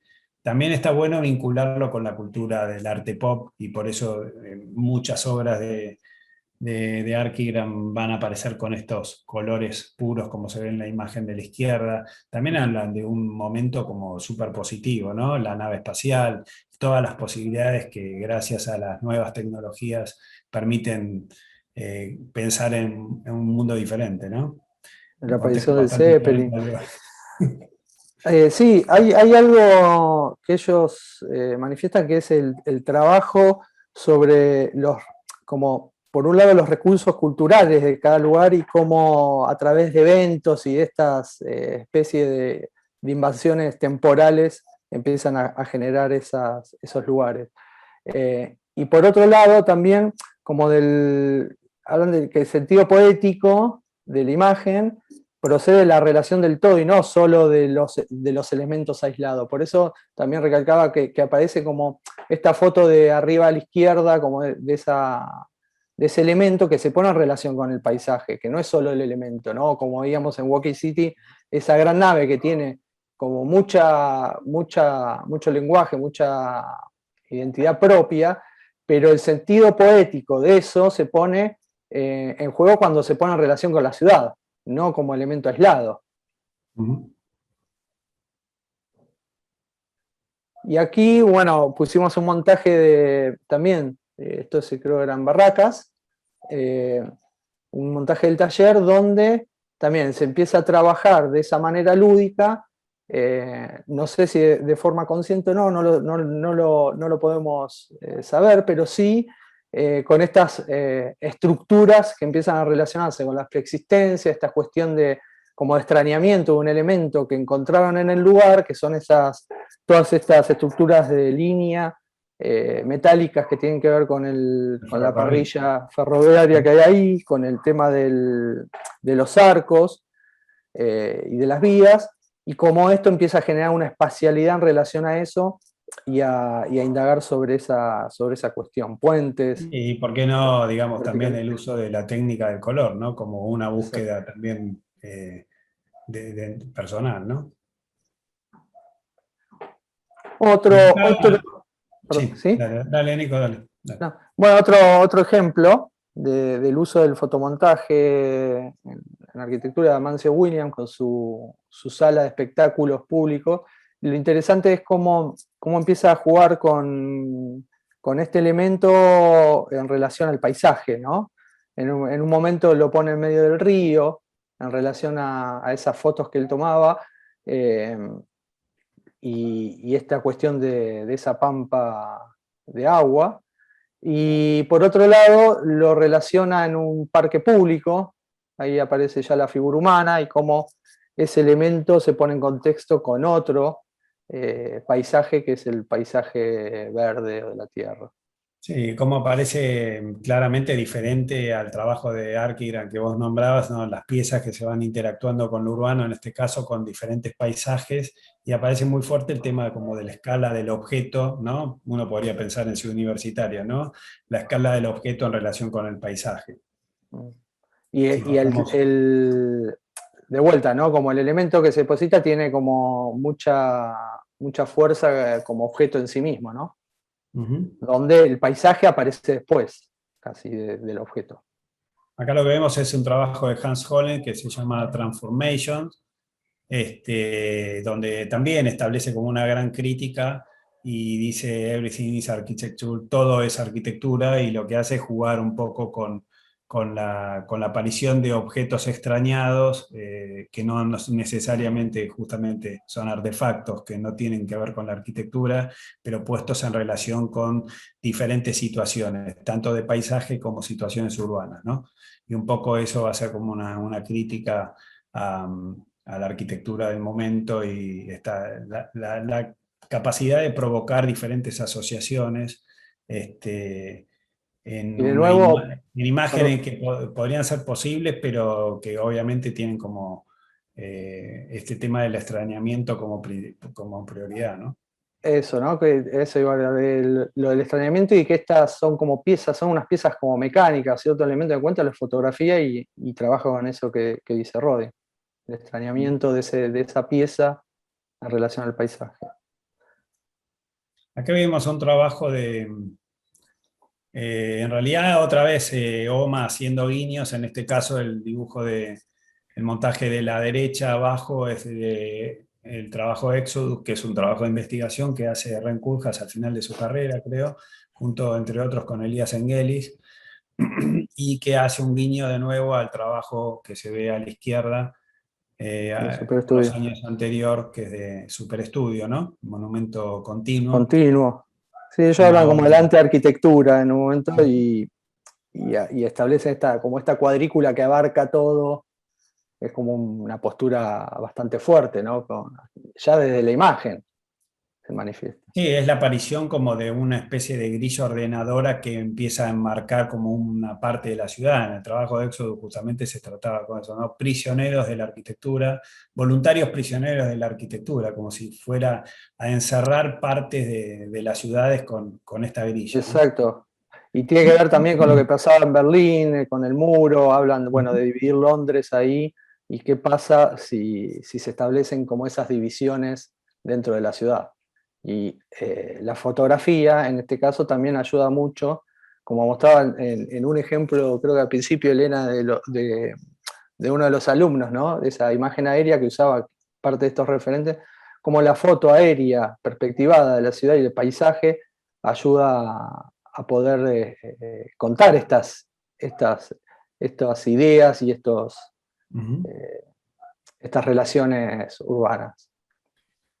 Bueno, y un poquito para ir terminando, vinculamos esto con el trabajo de Dogma de Pier Vittorio Aureli. Es un arquitecto veneciano bastante contemporáneo, creo que nació en 1970 y pico, que trabaja con estas imágenes muy contundentes, también con una mirada muy crítica sobre la cuestión y política sobre las cuestiones urbanas y la relación entre la arquitectura y la ciudad, y hace estas propuestas que siempre están como cargadas de teoría y de crítica. Tiene varios libros escritos muy interesantes, y, y también va a utilizar este recurso bastante recurrente de la imagen como aérea y estos montajes de los dibujos de los distintos proyectos en relación con, pero siempre con estas tomas, ¿no? Muy contundentes.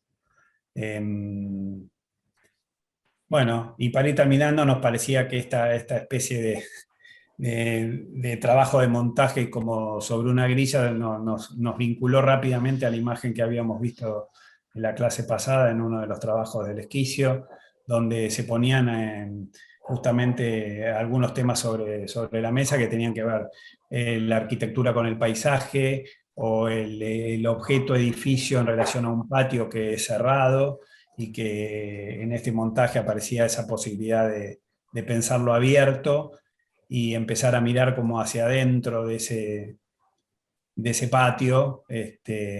Un poco hemos estado Como, hablando, nos dimos cuenta con Elena y con Nico que uno de los cambios que tiene la charla en relación con la del año pasado es que estamos trabajando en un lugar donde la arquitectura y el paisaje están muy vinculados, y estamos de alguna manera casi inconscientemente, creo que en el taller elegimos un lugar de espacio abierto, porque nos dábamos cuenta mirando la teórica del año pasado que trabajamos muchísimo con la burbuja y con el espacio privado y con el espacio íntimo, y esta posibilidad de que también, si bien la mayoría de los trabajos que vimos están en relación con el paisaje, también hay interiores, ¿no? Y esta imagen en particular, un poco en relación a lo que hablábamos del patio, el patio que marca una parte del cielo, pero es un patio que también permite pensar en diferentes alternativas espaciales, ¿no? sí, y creo que claramente este montaje nos pone sobre la mesa esta relación entre ese mundo interior y mundo paisaje, como un claustro encuadra un paisaje, ¿no? Nos empieza a hacer preguntas en relación a eso. Y en ese sentido, también empezábamos a relacionarlo, y queríamos un poco cerrar la charla con estos ejemplos que surgieron en el esquicio del otro día del huésped, y entender cómo podemos ir mencionando estas cosas que van sucediendo. Decíamos, mirá, como este montaje que apareció ahí de otro autor, cómo se empieza a relacionar con esta idea de esos patios que surgen, con el paisaje, cómo quizás uno empieza a entender que esto puede ser un enfoque diferente desde esa relación entre el patio y el exterior, o viceversa, ¿no? Como esa cuestión de umbral, pero empezar a acercarse a esos lugares que van surgiendo, esas ideas que van surgiendo en el montaje anterior. o casos como este, ¿no? Que nos remite a una interioridad, al trabajo con la luz, con esas lucarnas, con esas espacialidades que trabajan en la relación entre lo negro y lo blanco, lo oscuro, lo iluminado, y nos empieza a hacer un montón de preguntas en relación a qué es interior, qué es exterior. Sí, a mí me gusta mucho esta imagen porque justamente toma piezas como del interior y piezas del exterior, y me parece muy, muy interesante lo de la persona que justamente, si esto fuese un interior, está sentada mirando hacia afuera, ¿no? Una escena que por ahí es como muy, muy, muy típica de todos los que durante muchos años estuvimos en esa facultad, en la FADU, y que muchas veces nos paramos en las ventanas a mirar hacia ese paisaje que de alguna manera queda como separado entre el edificio y la naturaleza, ¿no? Así que un poco cerrando esta idea, dejando abierta esta posibilidad de que también en los diferentes niveles vamos a estar trabajando estas diferentes escalas, y la posibilidad de empezar a pensar tanto de afuera hacia adentro como de adentro hacia afuera, el trabajo de aquí en adelante.